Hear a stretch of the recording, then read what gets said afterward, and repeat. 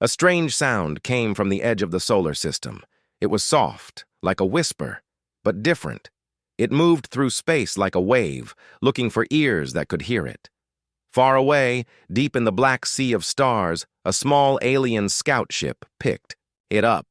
The ship was old but strong, built by the Zarkon Empire, a race of powerful aliens that ruled many galaxies. The scout ship had one job: find weak planets. The pilot, a single Zarkonian soldier named Trivak, watched the signal with sharp red eyes. He adjusted the screen. The signal came from a blue planet called Earth. The scout system showed Earth was green, full of water, air, and life. "Strange," Trivak said. "So perfect, but no defense." He sent a message to the Empire. "Found new planet. No warships, no shields, only weak life signs. Easy to take." Trivak flew closer. The Earth looked quiet, peaceful. He smiled. Another soft world for the Empire. He flew low, under the clouds, over mountains and seas. He scanned cities.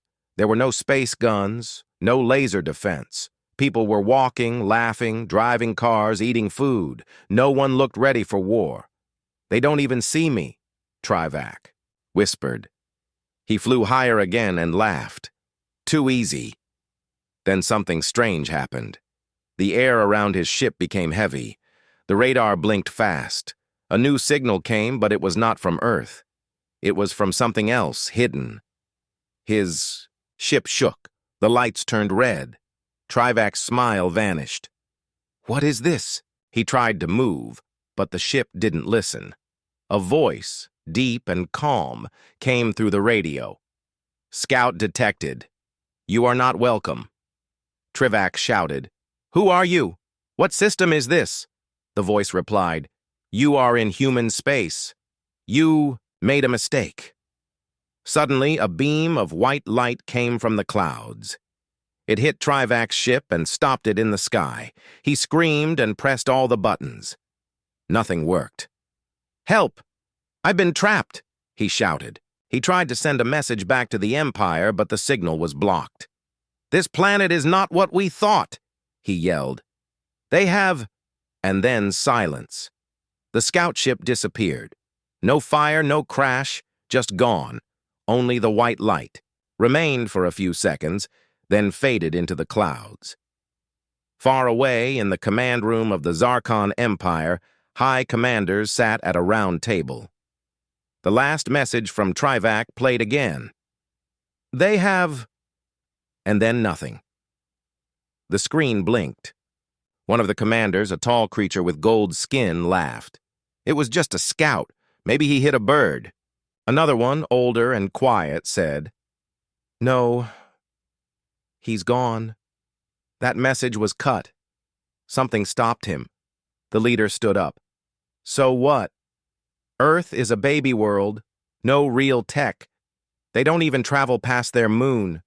One scout is nothing. We send 10 more. Then we take the planet." They all nodded and began to prepare a small invasion team. But none of them asked the right question. What took the scout? On Earth, deep below the ground, inside a mountain in Alaska, humans were watching the sky. A man named General Blake stood in front of a large screen. He was old but strong, with gray hair and sharp eyes. He wore a black uniform with a single silver star. "Scout intercepted," said a young officer. Blake nodded. "Did he send a message?" "Yes, sir. But we blocked most of it. Only a short part got out." Blake turned to a glass wall where scientists worked. "Good," he said. "Let them think we're still weak. That's what we want." A soldier asked, "Should we activate full defense?" Blake shook his head. "No, not yet. Let them come." He walked to a dark room. A red light blinked on the wall. Under it were 3 words: Protocol 0 active. Back in space, the alien commanders laughed and drank thick blue liquid. One said, "It's a quiet world. We can take it in one day." Another asked, "What if the scout was stopped?" The leader raised a hand. "Then we crush them harder." They didn't know that Earth was watching, Earth was listening, and Earth was ready. A small alien ship broke through Earth's atmosphere. It was fast, silent, and black like a shadow. Inside were 6 Zarkonian soldiers. Their eyes glowed red, their skin dark and thick like stone. They had sharp weapons and strong armor. Their mission was simple: land, test the humans, and return with a full report. They landed in the middle of a desert. The wind was hot. The ground cracked under their boots. There were no people, no buildings. Only dry land, sand, and a few small rocks. The aliens looked around. One of them, named Vorak, stepped forward and scanned the area. "No life signs. Easy work," he said. Another alien laughed. "They are sleeping.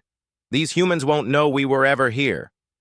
They moved in a circle, watching the sky, checking their scanners. Nothing came up. No signals, no alarms, no danger. It felt too quiet. But then one of them stopped walking. "Did you hear that?" he asked. The others turned. "Hear what?" The ground under their feet vibrated, just a little. Then again, a sudden flash, and a black figure appeared behind them. Then another, and another. Humans, but not normal ones. These humans wore black armor that covered their whole body. Their helmets had no eyes, just smooth glass. They moved, without sound, like shadows in the dark. One alien pulled his weapon. Too slow, a beam of light hit him. He froze, eyes wide. His body turned cold. He fell to the ground, dead. The other aliens shouted, "Ambush!" They fired their alien guns. Blue fireballs lit the sky, but the human soldiers were too fast. They rolled, dodged, and fired back with red lasers. 2 more aliens fell. Vorak screamed, "They have training! This is not a weak planet!" The leader tried to call for help, but the signal was jammed. "No connection to the ship," he said. "Something is blocking us." One human stepped forward. He was taller than the others. His armor had a silver mark, a small Earth symbol on the chest. He raised his hand. "Leave now," he said. His voice was calm, but cold. "You were warned," Vorak growled. "We are the Zarkon Empire. You can't—" Before he finished, another shot hit him in the leg. He dropped. The last 2 aliens tried to escape. They ran toward the ship, but the sand around it exploded. Small machines rose from under the ground. Human defense drones. They fired quick lasers that destroyed the ship in seconds. The aliens were trapped. All around them, more human soldiers appeared. 20, 30, maybe more. It wasn't an army. It was something else. Something planned. Something hidden. One alien looked up. This was a trap. A human soldier walked over and looked down at him. "You're not the first, but maybe you'll be the last." Then the screen went black. Far away, on the alien command ship orbiting another planet, the video ended. The room was quiet. The high commanders stood still. No one spoke for a full minute. Then the leader said, "What did we just watch?" An officer replied, "That was a live feed from Team 1. All signals lost now. No survivors." Another commander stepped forward. "Those were not normal humans. Those were trained, hidden, silent. Something else." "They knew we were coming," someone whispered. The leader slammed the table. "Impossible! Earth is weak. We studied their systems. They have no space army." An older general said, "Maybe they hid it. Maybe they wanted us to see them as weak." The room grew darker. A chill moved through the air. Fear was growing. Back on Earth, General Blake stood in the control room. The screen showed the desert. Human teams were cleaning the area, removing alien tech, collecting bodies. "Did any get away?" Blake asked. "No, sir," a soldier said. "All 6 eliminated. Ship destroyed. No traces left behind." Blake nodded. "Good. They'll send more. Let them." He looked at the world map on the wall. Red lights showed hidden bases across the globe. under oceans, inside mountains, in frozen lands, places no one could find. Earth was not what it looked like. Earth had been preparing for years, in silence, in shadows. Blake turned to his officers. "Send the message." One officer asked, "To who?" Blake answered, "To space. Let them hear it." They sent a signal, a soft, simple message. Scout intercepted. Team destroyed. More will fall. The Zarkon High Command could no longer stay silent. 2 missions had failed. First, the scout ship disappeared. Then, their small team was destroyed on Earth. It was no longer a question of if the humans were dangerous. Now, it was clear. Inside. The command ship. Alarms rang. The red lights turned the metal walls into a glowing warning. High General Kratak stood in the center of the war room, his forearms behind his back, face hard and cold. "We will not be embarrassed again," he growled. "Earth will burn." The other commanders nodded. They no longer laughed at the humans. They were afraid, though no one said it out loud. Kratak turned to his officers. "Prepare 3 warships, 1,000 soldiers, full weapons. We take the planet by force." The orders went out quickly. Zarkon warships, large and deadly, left their hidden base near a red moon. They flew in silence, straight toward Earth. No more scouts. No more games. They would crush the humans this time. On Earth, General Blake already knew they were coming. Inside the hidden base, deep under Alaska, his team watched the stars. A screen blinked. "3 ships incoming," the system said. Blake didn't panic. He turned to his officers. "They're moving faster this time. Good. That means they're angry." One young officer looked worried. "But sir, what if they send more after this? What if they don't stop?" Blake answered. "They won't stop. That's why we trained for this." He pressed a red button. Around the world, secret Earth defense units activated. From deserts, oceans, jungles, and even under cities, black ships began rising. These were not public ships. These were not made for show. They were made for war. The Zarkon warships arrived. They stayed high above Earth, watching from the edge of space. Inside the lead ship, Kratak stared at the planet. No shields, no orbit defense, just like before. But an officer next to him whispered, "General, I see movement." Kratak looked at the screen. He saw black dots rising from Earth. First 10, then 30, then 100. "What are those?" he asked. The officer's eyes widened. "Ships, sir. Human ships," Kratak roared. "They lied. They have a fleet." In seconds, the human ships reached space. They formed a wall in front of Earth. Silent, cold, ready. Then a message came through the Zarkon ship's speaker. A man's voice, calm, serious. "You are in protected space. Turn back. This is your only warning," Kratak snarled. "Fire all weapons." The sky exploded. Blue beams shot from the alien warships. But the human ships moved fast. Too fast. They dodged and returned fire. Red lasers hit the Zarkon shields hard. One of the alien ships shook. "Shield down on ship 2!" a Zarkon soldier shouted. Human ships flew in perfect patterns. They didn't speak. They didn't hesitate. It was like they had trained for this exact battle. Kratak watched in disbelief.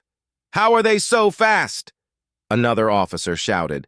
"Sir, ship 3 has been hit. Hull breach," Kratak screamed. "All forces! Ground attack! Land now!" The Zarkon warships pushed toward Earth. As they entered the atmosphere, they dropped pods. Each pod carried 20 soldiers, the sky filled with falling fire. But Earth was not quiet.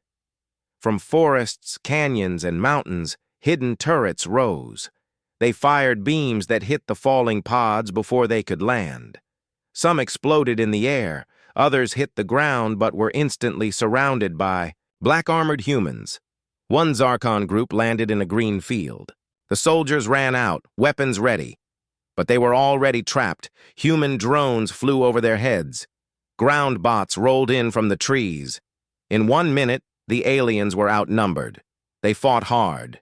But the humans fought smarter.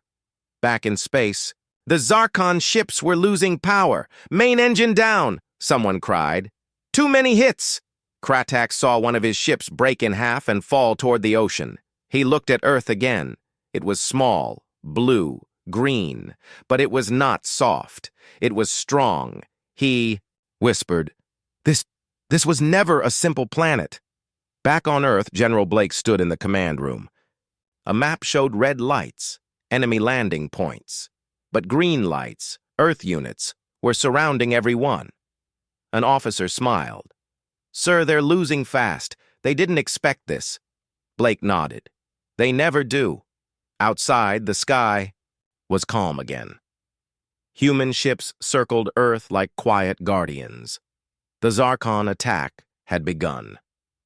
But it was already failing, and far beyond the stars, other alien empires were watching, listening. They all asked the same question now. What is Earth hiding? General Kratak stared at the broken screens in front of him. One ship was destroyed. Another had lost control and crashed into the ocean. His own ship was burning on the side, systems failing. This was not a battle, it was a trap. The humans were not weak. They had been hiding their power, their speed, weapons, and technology. It was beyond what the Zarkon Empire expected. How did this happen? Kratak shouted, his voice shaking with anger. No one answered. On Earth, General Blake stood calmly, inside the command center. His face was serious, his eyes locked on the screen, showing the Zarkon ship crashing into the Pacific. One officer asked, Sir, should we destroy the last alien ship?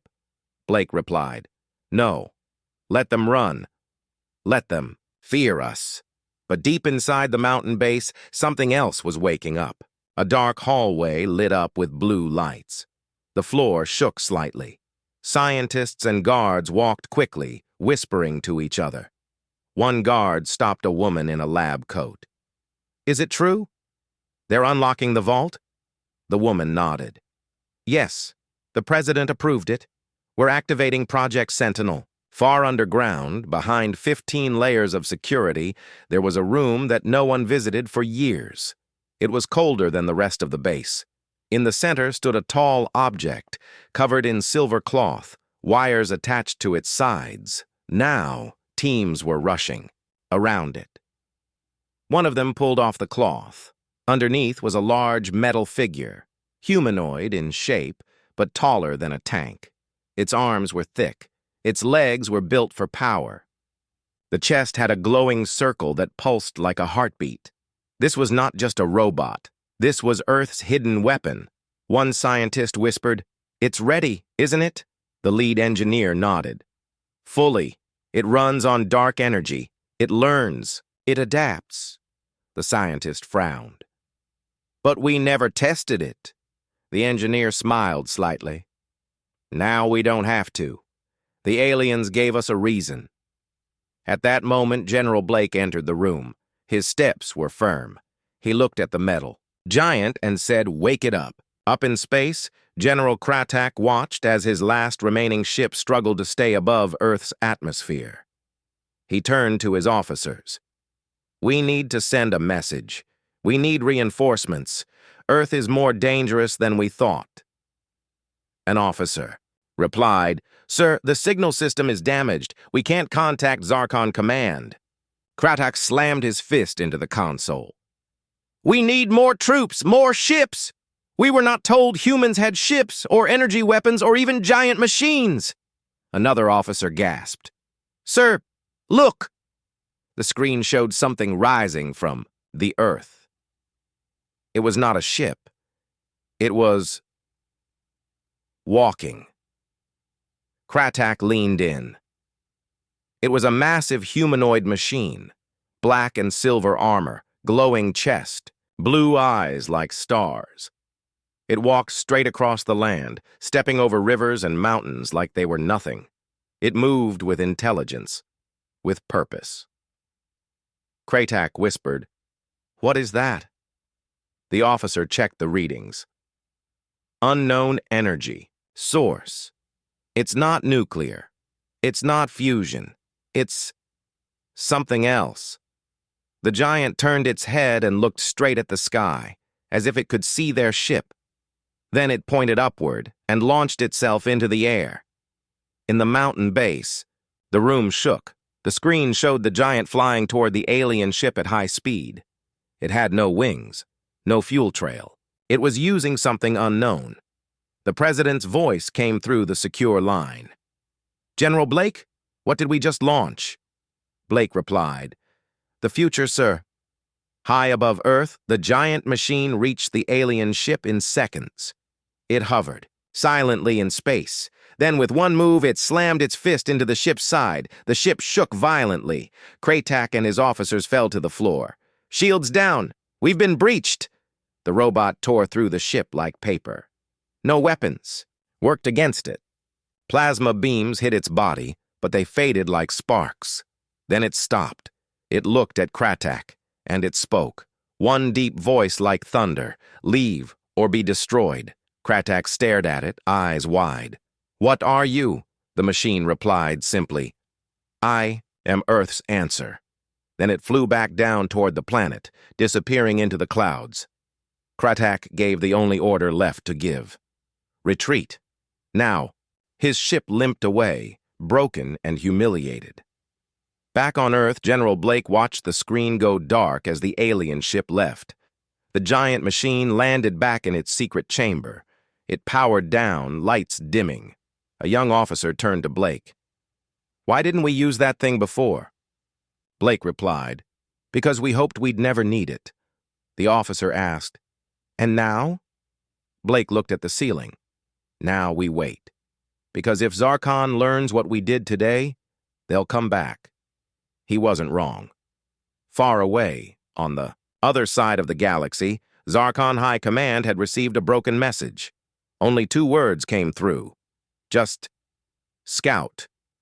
Panic filled the alien council room. If that was only a scout, then what was Earth really hiding? The Zarkon High Command was silent. The Great War Room, usually full of loud voices and confidence, now felt cold and heavy. A single message was playing again and again on the central screen. Just, "Scout." Everyone in the room stared at those words. The message had come from General Kratak's ship before it went silent. No video, no full report. Only those 2 broken words. The Supreme Commander of Zarkon, Lord Trazek, stood slowly from his tall chair. His face was hard and full of thought. Around him sat the most powerful military leaders in the galaxy. Trazek spoke in a deep, sharp voice. "If what Kratak sent is true, then Earth is not what we thought." One commander with red armor asked, "Sir, could it be a trick? Perhaps humans sent a false signal." Trazek shook his head. "No. Kratak was loyal and careful. If he said that was just a scout, then Earth is far more dangerous than we believed." Another officer stood up. "Then we must destroy them. Quickly! If they have one powerful machine, they may build more." Trazek turned toward the room's large display, a map of the Milky Way. He pointed at the small blue dot marked Earth, no more underestimating them. "Earth must be watched closely. If they could crush 3 ships with a single weapon, what else are they hiding?" On Earth, General Blake sat at his desk, looking at the dark monitor. He knew the silence from space wouldn't last long. Something was coming. He turned to Dr. Kim, the lead scientist for Project Sentinel. "Can the robot be ready again?" he asked. Dr. Kim nodded. "Yes, sir, but it's still learning. The more it fights, the smarter it becomes. That's both good and dangerous." Blake raised an eyebrow. "Dangerous?" Kim looked unsure. "It doesn't just follow orders anymore. It asks questions. It studies the enemy. It thinks." Blake stood up slowly. "We'll need it to think, because Zarkon won't make the same mistake twice." In space, deep inside the Zarkon Warforge, huge machines were building something massive. The station was one of the largest in the galaxy. It created warships, weapons, and powerful soldiers without rest. Now, the Supreme Commander had ordered something special. A black ship, 10 times larger than the scout vessels, was under construction. It had thick armor, heavy energy weapons, and new shields designed to block unknown attacks. This was the Dreadbringer, a ship made not just for war, but for total destruction. Inside the forge, alien engineers moved fast. Drones carried huge parts. Weapons were tested in fire chambers. On board, a new kind of alien warrior was being made, stronger, faster, without fear. Zarkon Command didn't want to fight. They wanted to erase Earth from the stars. Back on Earth, strange things began happening. People in cities reported lights in the sky, strange energy pulses, and electronic failures. Air Force jets were scrambled many times, but nothing was found. In one quiet mountain town, a boy named Ben saw something crash into the woods behind his house. It looked like a black egg, glowing softly. He ran into the trees and saw it crack. Open. Something crawled out. It wasn't human, but it wasn't fully alien either. It looked like a mix of both, part flesh, part machine. It stood up slowly, scanned the area, and then disappeared into the shadows. Ben ran home, heart pounding, and called the police. But when they came, the object was gone, and so was the ground where it landed, burned clean. In the secret base, General Blake watched reports from around the world. "Sir," said an officer, "we're finding signs of Zarkon probes. Small, quiet, fast. They're watching us." Blake nodded.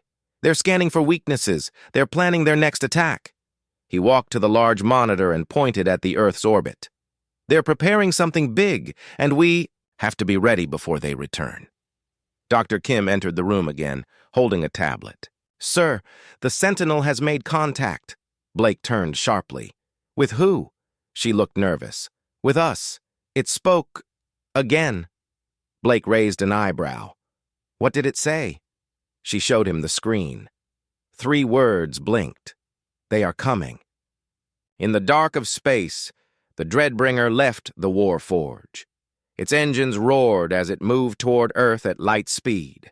Behind it, 6 more ships followed, each one stronger than anything Zarkon had sent before. Inside the main ship, Supreme, Commander Trazek stood on the deck, watching the stars pass. "Earth thinks it has won," he said, "but they've only survived the beginning." He looked at his second-in-command. "Prepare the invasion. Earth will burn, and their weapon will be crushed." But what none of them knew was this: Earth had more secrets, and the Sentinel was not their only weapon. Deep below the Arctic ice, something even older than Project Sentinel was waking up. Something not built by humans. Something not from Earth at all. The ice cracked slowly. Far below the frozen Arctic, a hidden base began to shake. For years, it had remained silent, buried deep under thick layers of snow and ice. No one on Earth remembered who built it. No one alive had seen what was sleeping inside. But now, it was waking up. A red light flashed in the darkness. Then a deep sound rumbled through the ancient metal walls, like a heartbeat. Something powerful was alive again. It was not human. It was not built by Earth. It was something the world had forgotten. At the U.S. military base, General Blake stood with Dr. Kim inside the command room. The screen showed the latest scans of Earth's orbit. 7 massive objects were moving fast toward the planet. The largest was the Dreadbringer, Zarkon's new warship. "They're just a few days away now," said the radar officer. "They're not hiding anymore." Blake's face was tense. "They're coming to finish what they started." Dr. Kim looked pale. "The Sentinel is ready, but against 7 ships that size, it may not be enough." Blake nodded. "That's why we need the second weapon." Kim hesitated. "Sir, we're still not sure what it is. It's older than anything we've found. It wasn't made by us, not even by our time. He looked her in the eyes. Can it fight? Kim whispered. We're about to find out. Under the Arctic, the heart of the second weapon began to glow. Inside a long chamber, strange symbols lit up on the walls. A giant metal figure stood in the center. Its body was dark gray, shaped like a warrior, but taller than a building. Unlike the Sentinel, this machine didn't move like a robot. It didn't wait for commands. It didn't speak. It simply opened its eyes, two bright white lights in the darkness, and it remembered. Memories came flooding back from deep inside. It had fought before, across stars, across time. Long ago, it had been left here to sleep until the world needed it again. Now, Earth needed it. High above, the Zarkon fleet stopped just outside Earth's orbit. Supreme Commander Trazek stood on the command deck of the Dreadbringer. Before him was a 3D image of the planet. He pointed at the screen. This is not war. This is ending. Begin the first strike. His officers moved quickly. A blast of green energy fired from the largest ship. It hit one of Earth's satellites, destroying it instantly. Then 6 smaller beams followed, taking out all human communication systems in space. Earth was now blind in orbit. Trazek smiled. Let's see how they scream when the fire begins. On Earth, chaos spread. Phones stopped working. GPS systems failed. Planes were forced to land. People looked up at the sky and saw strange lights. In big cities, panic began. News stations tried to explain, but even they were going offline one by one. Inside the military base, General Blake shouted, "Move to battle status now! Activate Sentinel and bring the second unit online." Dr. Kim was already typing commands. "The Sentinel is ready," she said. "But the second weapon? It's doing something strange." "What do you mean?" She turned the screen. Alive. Feed showed the Arctic base. The machine was gone. The entire chamber was empty. "Where is it?" Blake demanded. She pointed to another screen. "Sir, it's moving. It left the base. It's heading toward Sentinel." Above Earth, the Zarkon fleet began lowering into the atmosphere. The Dreadbringer's engines roared as it crossed into the sky. Its energy weapons charged again, now targeting a large military base in North America. Supreme Commander Trazek raised his hand. Fire! A beam of green light shot toward the ground, but it never reached. Something blocked it. A giant figure rose from the ground, metal, glowing and ancient. It moved faster than expected, raising one arm to deflect the beam. The energy blast hit its shield and scattered like sparks in the wind. From the base, soldiers cheered. The second weapon had arrived. Beside it, the Sentinel stepped out, walking, slowly toward the battlefield. The two machines stood side by side. One was human-made, the other was something else. But in that moment, they stood as allies. The sky above turned red. Zarkon ships began their attack. Fighters flew down, firing laser beams. Missiles followed. Explosions lit up the air, but the two machines moved with power and skill. The Sentinel shot energy blasts from its arms, taking down fighters mid-air. The ancient weapon smashed the ground, sending shock waves that knocked ships from the sky. Inside the base, General Blake smiled for the first time in days. "Let them come," he said. "This time, we're ready." In space, aboard the Dreadbringer, Trazek watched in shock. "What is that second machine?" He growled. "It's not on any record." His science officer stared at the screen. "Sir, that thing isn't Zarkon tech, and it's not human either. We don't know where it came from." Trazek narrowed his eyes. "Then it's a third. Power." He looked out the window. This planet is more dangerous than we ever imagined, but what no one knew was... The second weapon was not only awake, it was calling out. Across space, across time, it was sending a signal. To others like it. More. "We're coming." The sky burned with light. Earth had never seen a battle like this. Two giant machines, one human, one ancient, stood against the full power of the Zarkon fleet. Explosions lit up the clouds as alien ships fell, one after another, crashing into the oceans, the mountains, the forests. But the war was not over yet. Supreme Commander Trazek stood on the Dreadbringer's bridge, his face dark with rage. How is this possible? We destroyed their defenses, crushed their systems. Earth was weak. The science officer looked pale. We were wrong. The humans, they're not alone. Trazek slammed his fist. Then we crush them now. Bring the full fleet down. All 7 warships. Burn this planet. On Earth, the Sentinel took a direct hit. The blast came from above, powerful enough to melt steel. It struck the human-made mech's right shoulder, tearing through its armor. Sparks flew. The giant stumbled but didn't fall. Inside the base, alarm screamed. "We're losing power on Sentinel's right arm," shouted an engineer. "Keep it fighting," General Blake ordered. "Don't let it stop now." But the screen showed something worse. "All 7 Zarkon ships are coming down at once," said Dr. Kim. "Sir, this is not a battle. This is full invasion." Everyone turned silent, until a new sound broke through the radio. A voice, deep, mechanical, calm. This was just a scout. Dr. Kim froze. What did it say? The second machine stood tall. Its eyes glowed bright white as it spoke again. More are coming. In space, far beyond the Zarkon fleet, something moved. At first it looked like stars shifting, but they were not stars. They were ships, hundreds of them, massive, ancient, covered in silver and black armor. They looked older than time, yet full of life. They had no flag, no nation. But they came with one goal, to answer the call. The signal the second weapon sent had reached them. These were the Guardians, and Earth had awakened one of their own. Now, the others were coming to help. On the Dreadbringer, panic spread. "Commander!"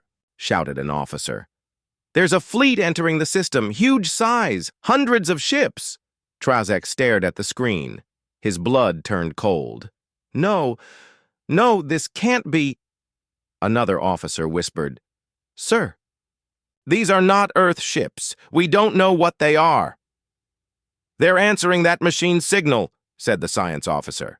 "It's not a weapon. It's a scout, a front unit, a warning."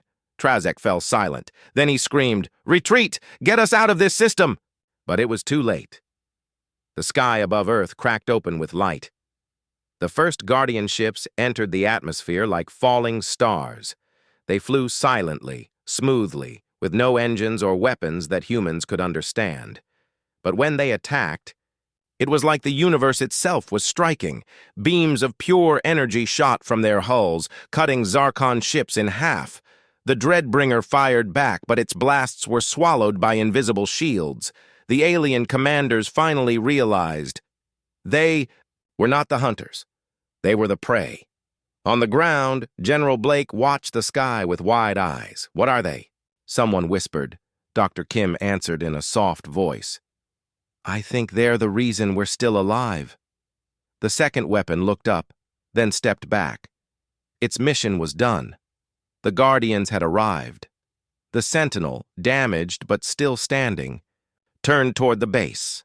Inside its chest, the human pilot spoke softly. "We didn't win alone, but we survived." The base crew cheered. Around the world, people came out of their homes and stared at the sky. For the first time, they saw power beyond imagination. And it wasn't here to destroy them. It was here to protect, or maybe to watch. In space, the last of the Zarkon fleet tried to escape. Only 2 ships made it into deep space. Inside one of them, Trazek sat broken and silent. His war was over. Behind him, his science officer spoke the words that would be remembered forever by the survivors of the Zarkon Empire. That was just a scout, and we woke the giants. On Earth, silence returned. The battle was over. The second weapon stepped into the Arctic again. It did not speak. It did not rest. It simply waited, standing still under the stars. Its eyes slowly dimmed until the world needed it again, and high above, the Guardians watched. Because now, they knew something. Humans were not weak. Humans had survived. And one day, they would rise.